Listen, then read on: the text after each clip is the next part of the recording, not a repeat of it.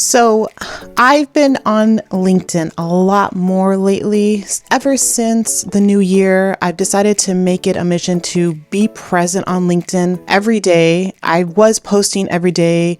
I miss a couple days here and there, but I'm doing a good job trying to be on LinkedIn, sharing my content, networking with other content marketers so that I can land client work, and it's working. So I want to share with you what worked the best, which was my LinkedIn profile, optimizing that. So I'm going to share the best tips to optimize your LinkedIn profile. And I have a blog post about that. So let's just go through it. All right. So here it is. If you don't already know, there are 74 million freelancers on LinkedIn, and that's 53% of the total workforce. So LinkedIn is a powerhouse for freelancers and for businesses. It's the place to be. Let's look at all the different areas you can optimize your LinkedIn profile. The first is a professional banner. Now, my banner has changed over the years. I think this is the current one that I have now. But before that, it says here, before that, my banner had social media follower counts. It had testimonials of past clients, and then all the websites that I owned. I've changed this a lot, but I think I focus now on my name, what I am, my link to my writer website, and then just some kind of call to action of like what I do, or my pitch. Attract and nurture your audience with concise, targeted copy. I might change this here and there. I've also changed a lot of things in here, but that's the banner. You can create this banner in Canva. You can just go to Canva and type in LinkedIn banner right here, and then you can get a whole bunch of different banners that you like. This is a pro one, but if you're on the free, here's a free one right here, and it has your name, what it is, and then some information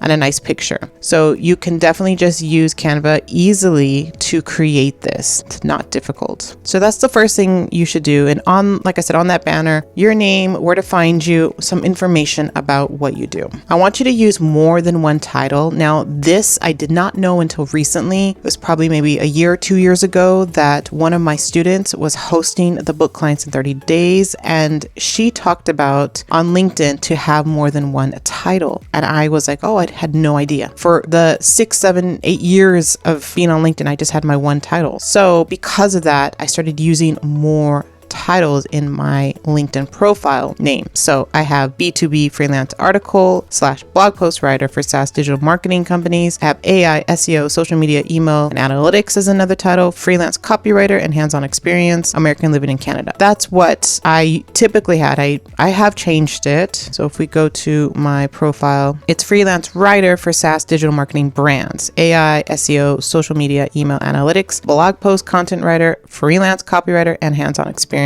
American living in Canada. So I have different titles. I have a freelance writer for SaaS. I have blog post content writer. I have freelance copywriter. I have all of those things to attract people when they search for those terms. Hopefully my profile shows up. As I was mentioning, it's a good idea to try to be there daily, to be on LinkedIn every single day, even if it's just for 5 minutes, to scroll the feed to see the new people that have posted. One thing that I do is repurpose a lot of content. So I might take an email or a post on Medium and use that as the inspiration for the LinkedIn post, or even just use it as the LinkedIn post. I've done that several times. And then you can schedule your post. So when you create a post, click on the clock, and then you can schedule your posts so that at least you can group them and schedule a few so that you don't have to actually be on the platform every day. But I still suggest that even though those are scheduled, then go on the platform to comment on people's posts. So make sure you're following the right people. That means the content managers, the editors, the CEOs, the founders, and other freelancers. All right. So you can find these by either plugging them into LinkedIn or finding the businesses that you want to write for and their content managers and following them.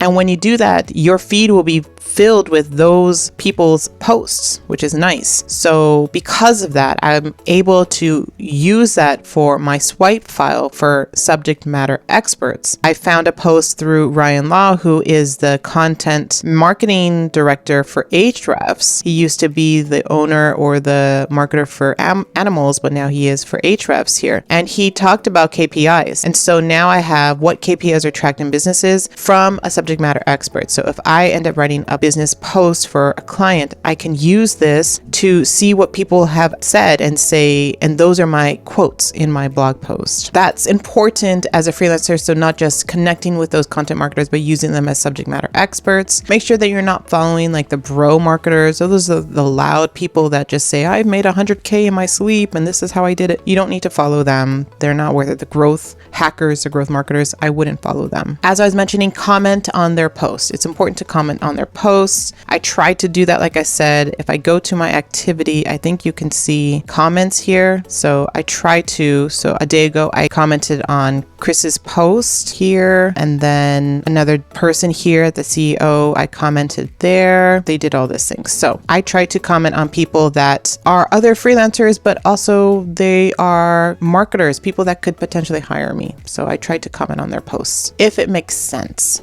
For sure. All right, so let's see what else. I have an example here in the post too. This is a marketer and a copywriter as well. I do talk about it. And the great thing about that is that you can put your title is there so people can see it. So that's one of the reasons why I like to comment, because you can see who I am and my title there easier. Fill out your about section. That's important on LinkedIn. This is where you're going to get your other keywords in your post so people can find you.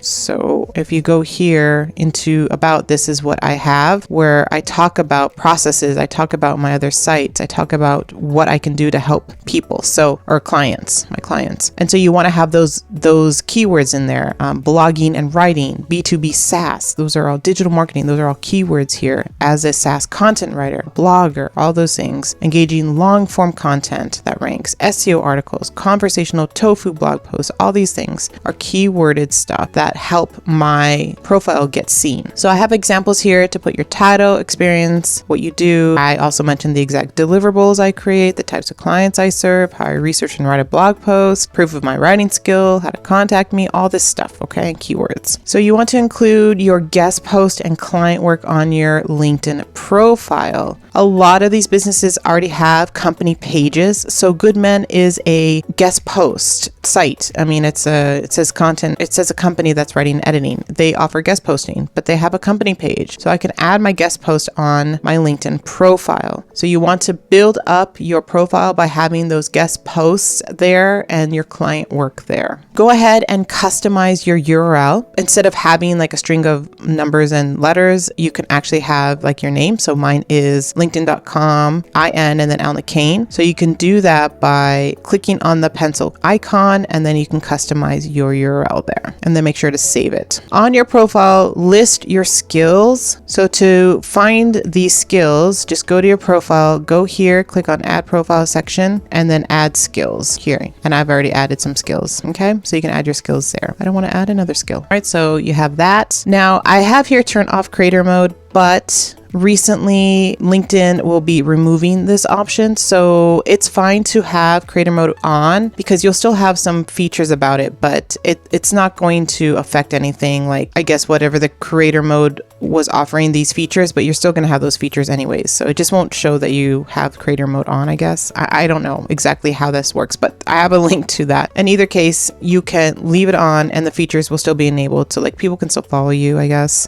Make sure to take advantage of the featured section. That's this section here. Okay. Add your latest client pieces, guest posts. I add LinkedIn posts here. So do that to just highlight your best work. I show you how you can add all this. You can add a post, a newsletter, article, all of that great stuff. Make sure to fill out your open to section. So that's your services right here on add profile section. There are services there. In your profile here, you can add your services section right here. So you can add that. Make sure that you're building your network. So make sure you're following the right people again. You're following other freelancers and that they can connect with you or follow you. It's a good idea to create this zero-click content, and zero-click content is content that's not promotional, doesn't have a link in it at all. I try to do that all the time. If I have any links, it's in the comment section. So when I do that, I do get a lot of comments, get a lot of impressions when I have just zero-click content. And there you go. Those are the 14 profile tips for LinkedIn. So you can optimize that that profile and get those leads coming to your DMs, your inbox, your email, okay? Hopefully that helped you.